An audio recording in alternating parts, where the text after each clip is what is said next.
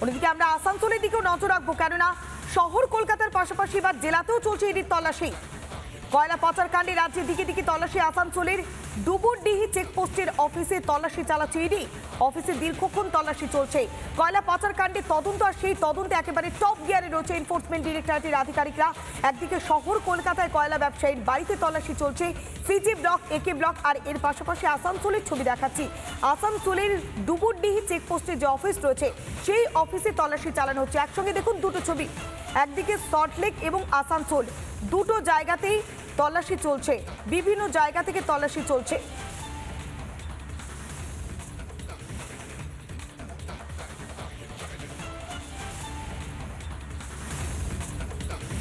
কয়লা পাচার কাণ্ডে তদন্তে ইডির হানা। কয়লা কাণ্ডের কিংপিন তাদের বাড়িতে এবং অফিসে তল্লাশি চালানো হচ্ছে। বিভিন্ন জায়গার ছবি দেখাচ্ছি। একসঙ্গে আমাদের 3 প্রতিনিধি রয়েছে, একদিকে শহর কলকাতা, অন্যদিকে জেলা, বিভিন্ন জায়গার প্রতিনিধিরা রয়েছে। একটু আসানসোলের দিকে নজর রাখবো, আমাদের প্রতিনিধি ব্রজ রয়েছে। ব্রজ, ডুবুরডিহি চেকপোস্টের অফিস, সেখানে দীর্ঘক্ষণ তল্লাশি চালানো হচ্ছে। সেখানে মূলত কোন বিষয়টি খোঁজার চেষ্টা করছে ইডি অফিসাররা?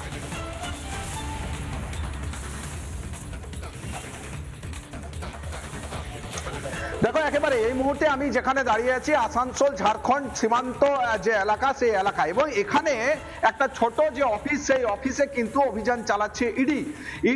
এখান থেকে যেটা সূত্রে জানা যাচ্ছে যে ঝাড়খণ্ডে এই মুহূর্তে ধানবাদে বেশ কিছু কয়লা ব্যবসায়ীর বাড়িতে কিন্তু অভিযান চালানো হচ্ছে।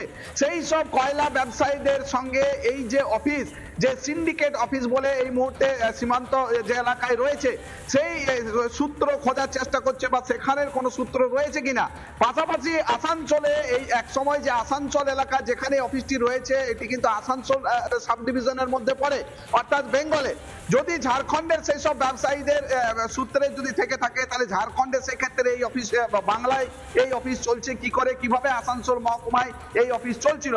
সিন্ডিকেট, যেটা জানা যাচ্ছে যে এই সিন্ডিকেট অফিস থেকে বিভিন্ন যে কয়লার গাড়ি, সেগুলিকে যেমন তদারকি করা হতো, টাকা পয়সা তাদেরকে দেওয়া হয়েছে কিনা, তাদের কাছ থেকে প্যাড নিয়েছে কিনা, সেই সব কাজই এখান থেকে হতো। এখান থেকে ইতিমধ্যে যেটা সূত্রে জানা যাচ্ছে, একটা ল্যাপটপ এবং বেশ কিছু ক্যাশ উদ্ধার হয়েছে।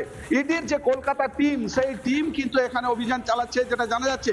এবং একই সঙ্গে দেখো, আসানসোল, দুর্গাপুর, শিল্পাঞ্চলে বিভিন্ন জায়গায় একেবারে তাই। ব্রজ, তুমি আসানসোলের ছবি দেখাচ্ছিলে একই।